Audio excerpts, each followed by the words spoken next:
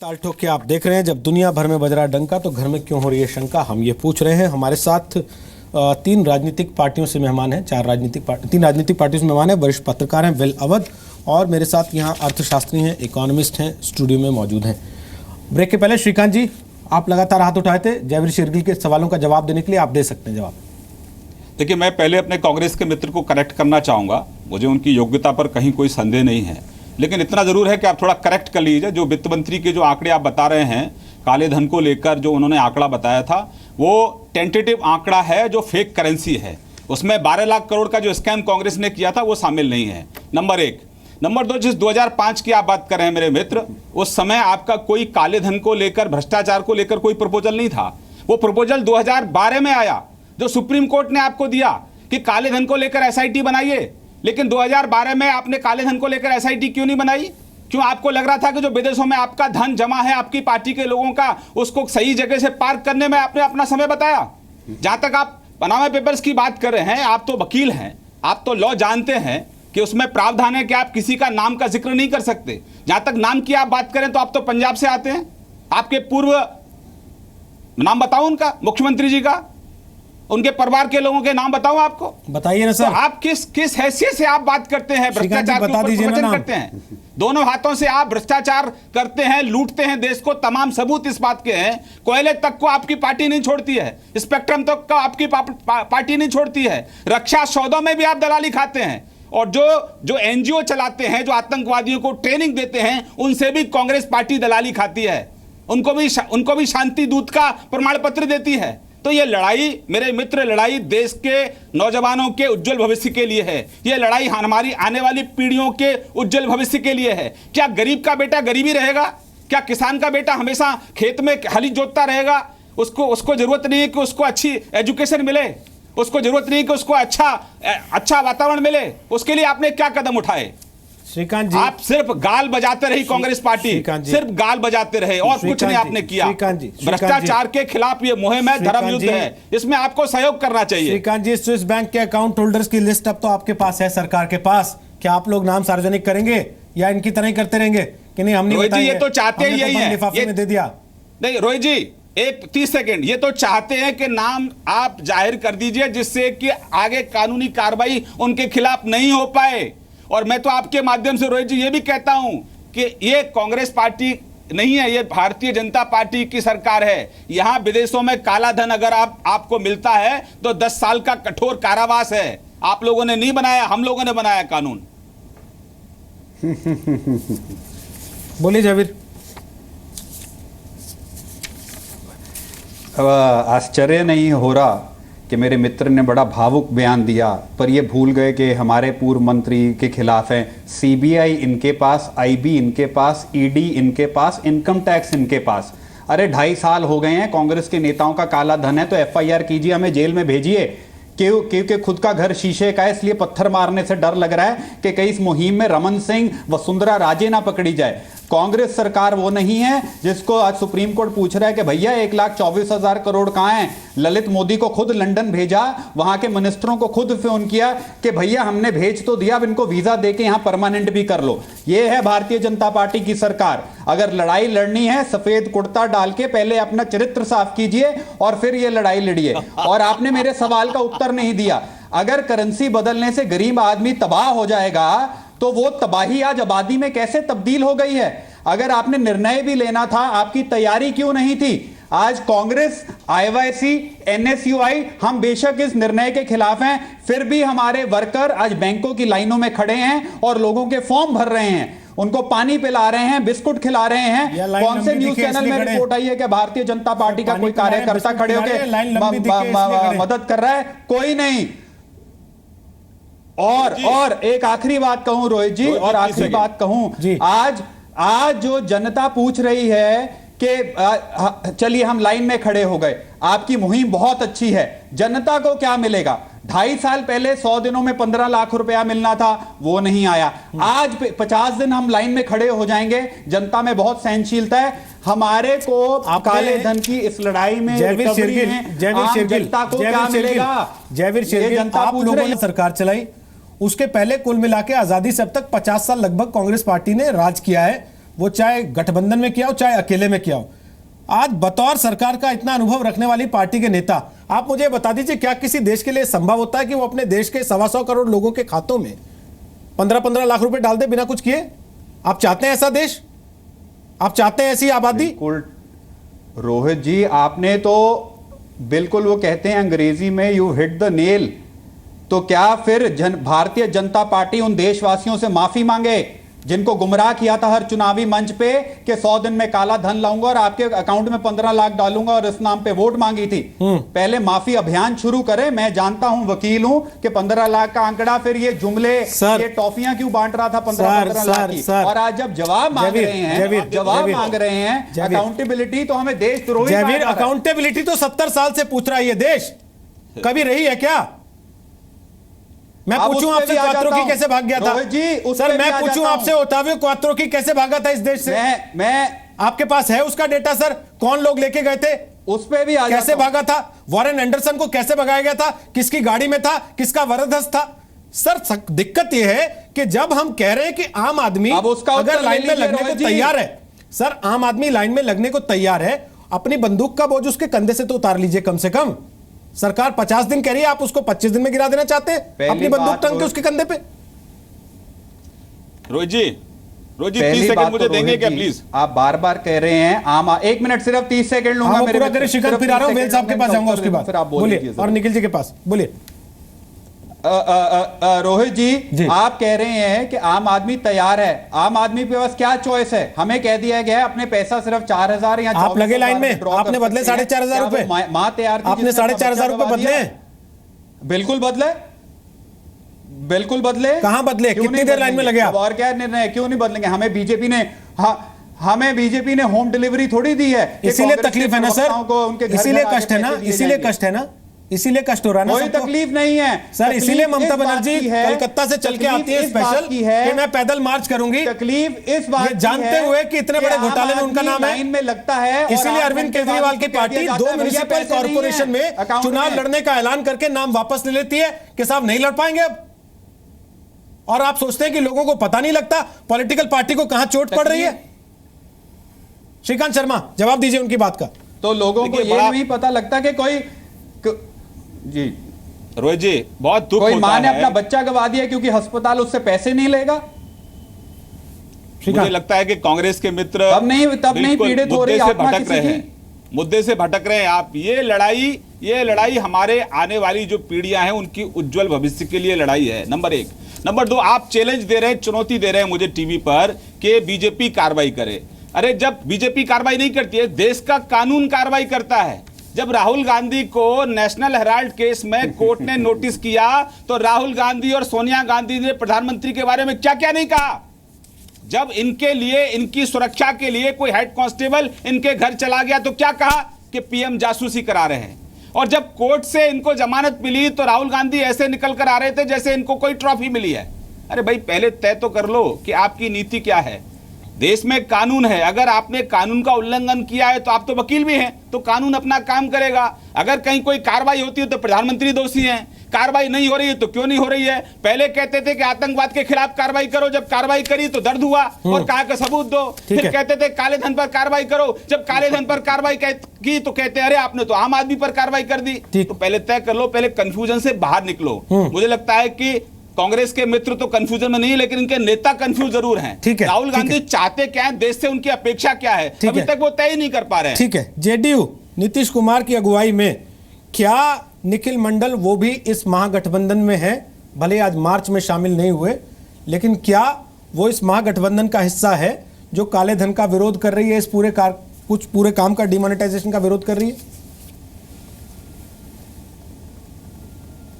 नहीं, बिल्कुल हमने स्पष्ट कहा कि इस मुद्दे के साथ हैं, लेकिन जो परेशानियां हैं, तकलीफ है रोहित जी, ये देखना पड़ेगा। समाज के वो अंतिम पायदान में खड़े हुए व्यक्ति जिनके पास अकाउंट नहीं है, जिनके पास एटीएम नहीं है, तकलीफ वहां दिखता है। लाइन में वो लगे हुए, उनके पास 1000 के नोट है, जिसको कि 8 घंटे खड़े सर, उनके पास 1000 के नोट है, उनके पास 1000 के नोट है सर, उनके पास 1000 के नोट है सर। उनके घर की इकोनॉमी 1000 रुपए के नोट से चल रही है क्या?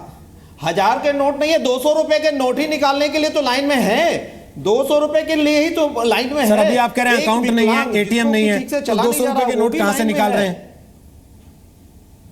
आपने शुरुआत ही की जिनके पास नहीं, अकाउंट तो नहीं है, जिनके पास रोजगार एटीएम नहीं है, है। हर रोज जो कमा सर रहे मैं हैं, पूछ रहा उनको हूं, अगर यही मैं पूछ रहा हूं सर, जो हर रोज कमा रहा है, डेली वेज की मजदूरी से कमा रहा है, उसके पास 1000 रुपए के नोट हैं क्या सर?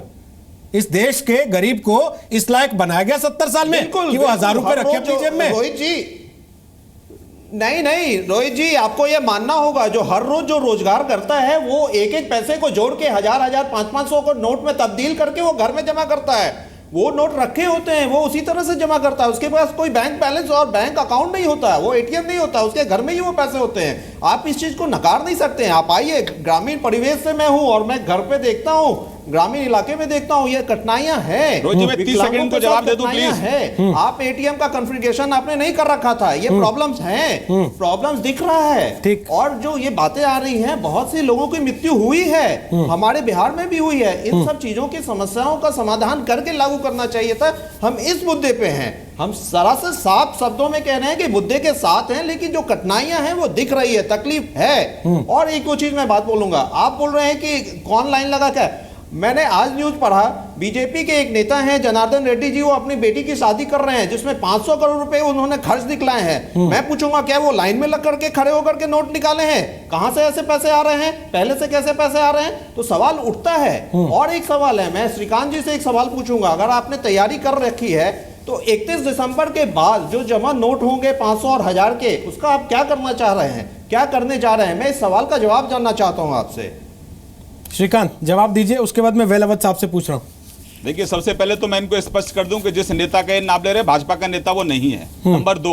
नंबर 3, अगर कहीं कोई इस तरह की शादी कर रहा है, अगर किसी को पैसे नहीं मिल रहे हैं शादी करने के लिए तो ये टीवी पे बिलाप करते हैं, कोई शादी कर रहा है तो ये टीवी पे बिलाप करते हैं। पहले तय कर लो किसका पक्ष रख रहे हो। नंबर 2, अरे जिसने चारा घोटाला किया, जिसको चुनाव आयोग ने चुनाव लड़ने तक के लिए मना कर दिया, उसके साथ सरकार बनाते हो और काले धन पर बैठकर प्रवचन करते हो, आम आदमी की बात करते हो। आम आदमी को तकलीफ है, आम आदमी तमाम तकलीफों मोदी जी के जापान बावजूद में भी जाते हैं और जापान में ऑन रिकॉर्ड कहते हैं कि घर में शादी है पर नोट नहीं है। आपको बीच में किसी ने टोका नहीं।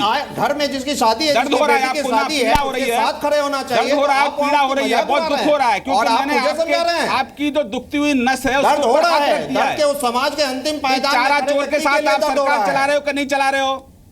चारा चोरी के आरोप में चुनाव आयोग ने जिसको चुनाव लड़ने के लिए मना किया, उसके साथ सरकार चला रहे हो कि नहीं चला रहे हो? कह रहे हैं आपने अभी चला रहे हो कि नहीं चला रहे हो? श्रीकांत जी, चारा चोरी जिसने किया, जिसको चुनाव आयोग ने मना किया चुनाव लड़ने के लिए, आप और कांग्रेस पार्टी मिलकर उसके साथ सरकार चला रहे हो कि नहीं चला रहे हो? होते हैं इन चीजों को डिसाइड करने के लिए। सर थोड़ा सा रोक रहा हूं, थोड़ा सा रोक रहा हूं आप लोगों को।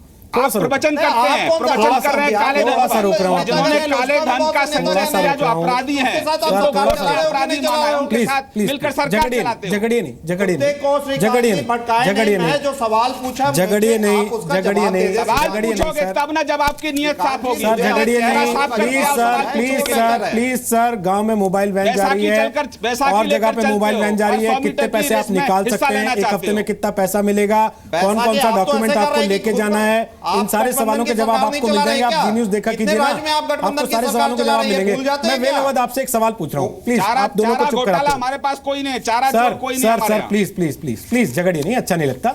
वेलावत साहब मैं आपसे एक सवाल पूछ रहा हूँ। गोल्डमैन सैक्स तारीफ कर रहा है, मॉर्गन स्टैनले तारीफ कर रहा है, अरविंद केजरीवाल कह रहे हैं कि बड़ा गंदा फैसला है, ममता बनर्जी कह रही है ड्रैकोनियन फैसला है। तो भाई गोल्डमैन सैक्स, मॉर्गन स्टैनले, इनको सुने, इनसे तय होगी देश की इकोनॉमी किस दिशा में जा रही है, या फिर ममता बनर्जी और अरविंद केजरीवाल से तय होगी, जिनमें से एक खुद बड़े घोटाले में आरोपी मानी जा रही है, उनकी पार्टी के लोगों के नाम है शारदा में, और दूसरे 2 म्युनिसिपल कॉर्पोरेशन के इलेक्शन में लड़ने का ऐलान करके हाथ पीछे खींच चुके हैं क्योंकि यह फैसला आ गया डिमोनेटाइजेशन का, उनकी बात माने।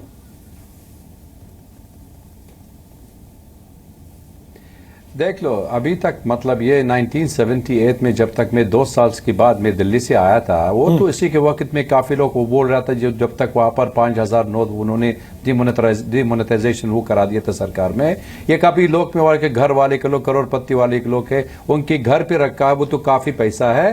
पहले 80% का पैसा देते, फिर 50% का वैल्यू है, फिर उसके बाद मूंगफली के लिफाफा बनाया था। तो इसलिए ये तो मेजरमेंट है। उसी हमारे पास भी है, ब्लैक एंड व्हाइट पिक्चर भी है। इसी वक्त में अपोजिशन पार्टी वहां पर लाइन खड़ा है, उनके हाथ में 5,000 रुपये का है, इसी वक्त का नोट है। अभी ये इसी मेजर में जैसे कोई पॉलिटिकल पार्टी का मतलब ये किसी का मतलब ये तो बोल्ड मूव है, ये तो बीजेपी करा दिया था, ठीक है, लेकिन बोल्ड मूव है तो जनता का सफर हो रहा है हमेशा। क्योंकि देख लो मनमोहन सिंह टाइम में तो उनकी गोल्ड बॉन्ड शुरू किया था, कितना ब्लैक मनी हटा दिया इंडिया के अंदर, जो 5 kg आप जमा कर दिया था, 5 साल के लिए गोल्ड बॉन्ड किया। फिर उसके बाद ये आ गया था 20 सितंबर में, जब तक वहां पर सरकारी में वो काफी पैसा यहाँ पर लोग निकाल दिया था। उन्होंने खुद देखा 60 लाख करोड़ रुपए का उन्होंने जमा कर दिया था बैंक में, 29,000 करोड़ इंडिया में उसके रेवेन्यू आ गया टैक्स डिपार्टमेंट के लिए।